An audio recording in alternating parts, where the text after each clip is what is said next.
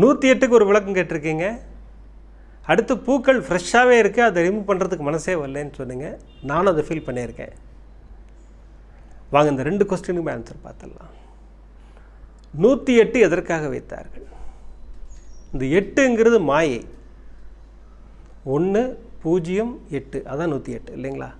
இந்த 8ங்கிறது மிகப்பெரிய மாயை. அது கூட்டுத்தொகை பார்த்துருக்கீங்களா? குறைஞ்சிக்கிட்டே வரும். அந்த வாய்ப்பாடு சொல்லி பார்த்தீங்கன்னா தெரியும். 8 16 6 1 7 அப்படி பார்த்தீங்கன்னா குறைஞ்சிக்கிட்டே வரும். அது மாயை, அது பயங்கரமான மாயை 8. இந்த பக்கம் 1 அவன் இறைவன். அந்த இறைவனுக்கும் மாயைக்கும் நடுவில் இருக்கிறது தான் நம்ம பூஜ்யம். நம்ம பூஜ்யம்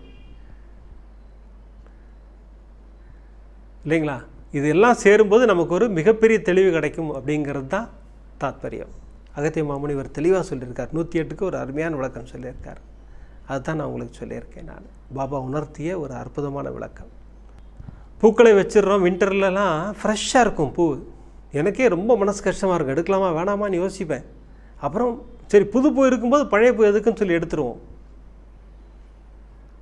அந்த மாதிரி பழைய பூக்களை எனக்கு தூக்கி போடுறதுக்கு மனசே இருக்காது. சகோதரிகள் உங்களுக்கும் அப்படி தான் இருக்கும். அந்த மாதிரி பூக்களை நம்ம வீட்டில் செடி இருந்தால் செடிக்கு போடுங்க. அழகாக செடியை டெக்கரேட் பண்ணுங்கள் அந்த பூ வச்சு. ஏன்னா இறைவனுக்கு போட்ட பூ தானே இல்லைங்களா? அந்த செடியை சுற்றி அழகாக டெக்கரேட் பண்ணி பிரமாதமாக அந்த செடியை வணங்குங்கள். ஏன்னா அது இறைவன் படைப்பில் அது ஒரு மிகப்பெரிய அற்புதம். அதெல்லாம் செடியெல்லாம் போன எபிசோடில் கூட ஒரு கதையில் சொன்னோம். ஒரு சின்ன விதைக்குள்ளே இவ்வளோ பெரிய மரத்தை வைத்தார்னு சொல்லிட்டு பாபா.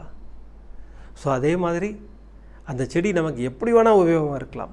அது துளசி செடியாக இருக்கலாம், இல்லை ரோஜாப்பூ செடியாக இருக்கலாம், மல்லிகைப்பூ செடியாக இருக்கலாம். எதுவாக இருந்தாலும் பரவாயில்ல, அந்த செடிக்கு போடுங்க.